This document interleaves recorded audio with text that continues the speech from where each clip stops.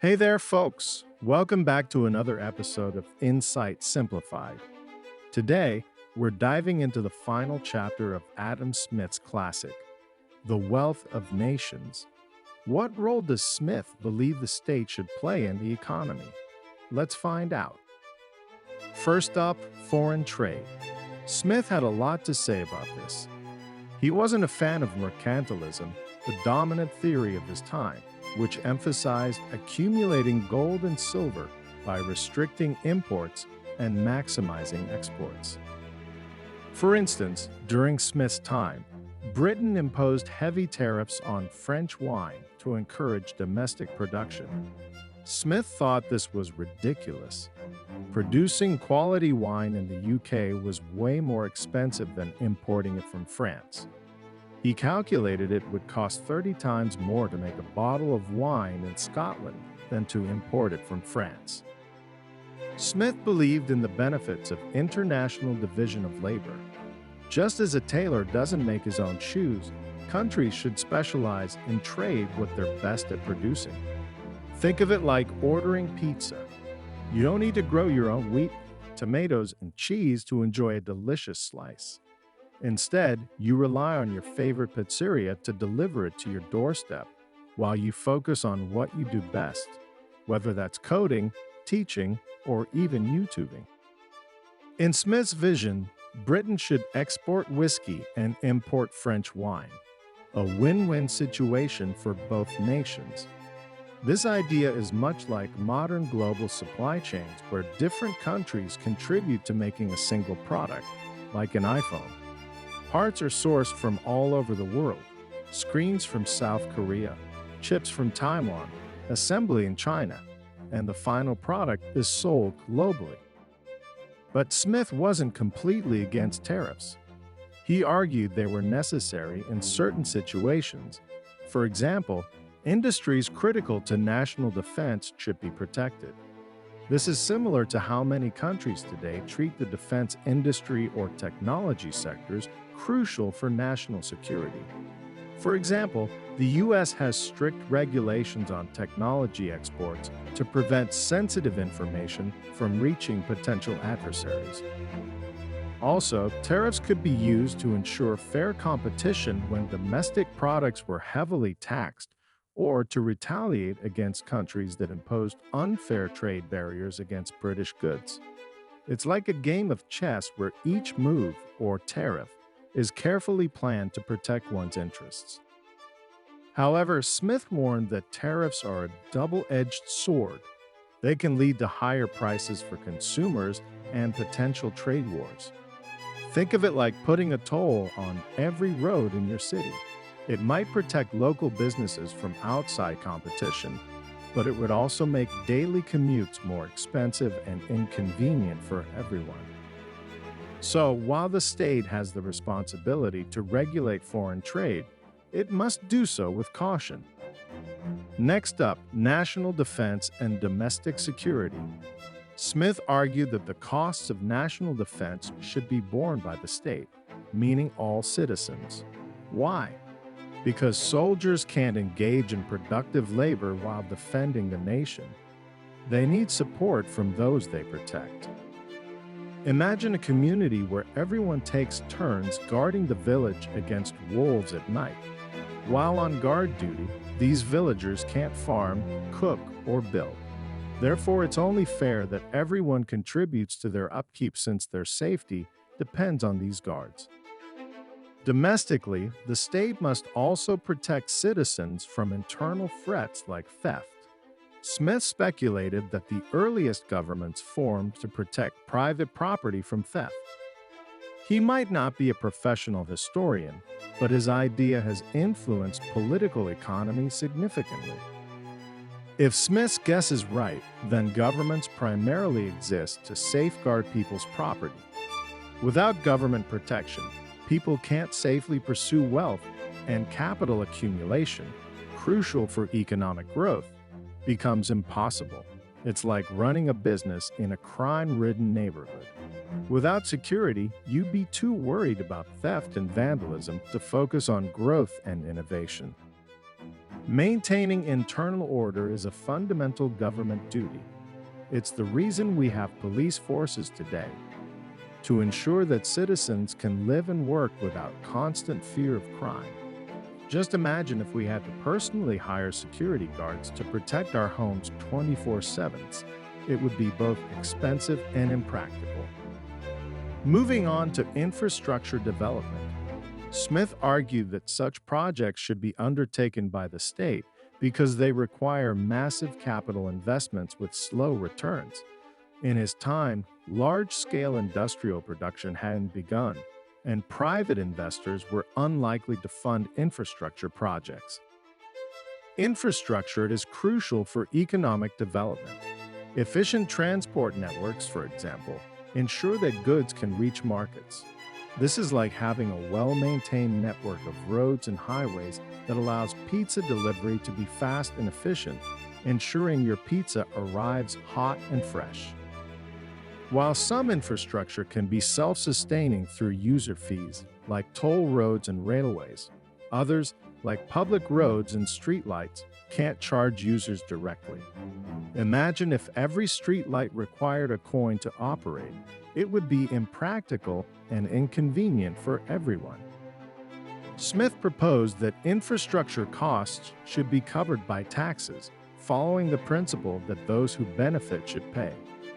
In 18th century London, for instance, taxes from London residents funded streetlights and road maintenance, benefiting the local population directly. It's like using local taxes to fund public schools, ensuring that the community benefits directly from the investments.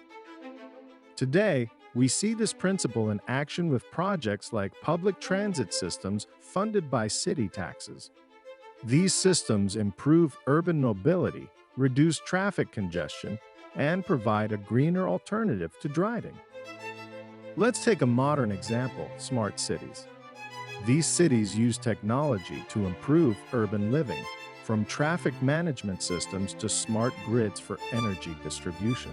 For instance, in Singapore, the government has implemented smart traffic lights that adapt to real-time traffic conditions, reducing congestion and improving travel times. While the initial investment is significant, the long-term benefits, reduced congestion, lower energy consumption, and improved quality of life, make it worthwhile. Governments often partner with private companies to fund and develop these projects, ensuring that infrastructure keeps pace with technological advancements.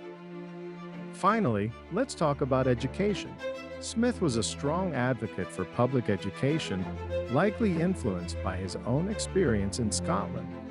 Despite its economic challenges, Scotland had a robust education system that equipped its citizens with essential skills like reading, writing, and arithmetic. Smith saw education as a way to correct some negative effects of economic development. While he praised the division of labor for boosting productivity, he also worried it might limit workers' intellectual growth. Imagine a factory worker doing the same task every day. Eventually, they might lose interest in learning new skills or exploring different ideas. By providing basic education, the state could ensure a well-rounded, intellectually capable populace. This not only benefits individuals, but also supports economic progress by fostering innovation and adaptability. Think of education as the yeast in the bread-making process. Without it, the dough, society, won't rise to its full potential. Smith's emphasis on education is echoed in modern policies promoting universal education. Countries with high literacy rates and well-educated populations tend to have stronger economies and higher standards of living. Just look at Finland, renowned for its top-tier education system and high quality of life. Let's look at how AI is transforming education today. AI-powered platforms like Coursera and Khan Academy offer personalized learning experiences, adapting to each student's pace and understanding. This ensures that no student is left behind, and everyone can learn effectively. Additionally, AI tutors can provide instant feedback and help, much like having a personal tutor available 24/7. This democratization of education through technology aligns with Smith's vision of accessible education for all. To make this more relatable, let's consider some modern applications of Smith's ideas. Take the tech industry, for example. Companies like Apple source components from multiple countries to build their products. This international cooperation mirrors Smith's idea of countries specializing in what they do best. Just like Britain trading whiskey for French wine, tech companies import semiconductors from Taiwan, screens from South Korea, and assemble the final product in China to achieve cost efficiency and high quality. However, recent trade tensions have shown the delicate balance in such arrangements. Tariffs and trade barriers can disrupt these supply chains, leading to higher costs for consumers and potential shortages. Smith's caution about the dangers of tariffs is more relevant than ever. In terms of national defense, think about cybersecurity. As our world becomes more digital, protecting against cyber threats is as crucial as traditional military defense. Governments invest heavily in cybersecurity measures to protect critical infrastructure and sensitive information. This modern application of Smith's ideas highlights the evolving nature of national defense responsibilities. For instance, the WannaCry ransomware attack in 2017 affected computers worldwide, including critical infrastructure like healthcare systems. Governments have since increased their focus on cybersecurity to prevent such incidents. This modern application of Smith's ideas highlights the evolving nature of national defense responsibilities. When it comes to infrastructure, the concept of smart cities is a great example. These cities use technology to improve urban living, from traffic management systems to smart grids for energy distribution. While the initial investment is significant, the long-term benefits, reduced congestion, lower energy consumption, and improved quality of life, make it worthwhile. Governments often partner with private companies to fund and develop these projects, ensuring that infrastructure keeps pace with technological advancements. Education today extends beyond basic schooling. The concept of lifelong learning is gaining traction, with people continuously updating their skills to keep up with the rapidly changing job market. Governments and organizations offer various programs to support this, from online courses to vocational training. Smith's advocacy for education as a means to enhance individual and societal growth remains a cornerstone of modern economic policies. AI is also playing a significant role in lifelong learning. Platforms like LinkedIn Learning use AI to recommend courses based on users' career goals and interests, helping them stay relevant in their fields. This continuous learning model ensures that workers can adapt to new technologies and market demands, much like Smith envisioned for a dynamic and progressive society.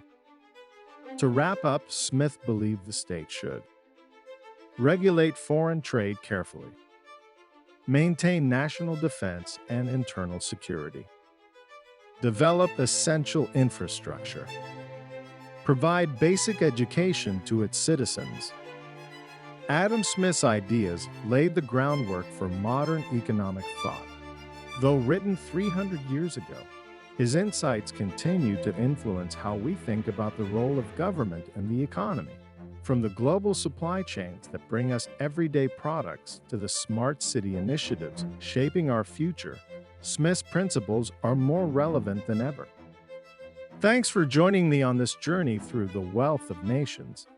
If you enjoyed this video, give it a thumbs up and don't forget to subscribe to Insight Simplified for more deep dives into classic works and contemporary issues. Until next time, keep questioning, keep learning, and keep exploring.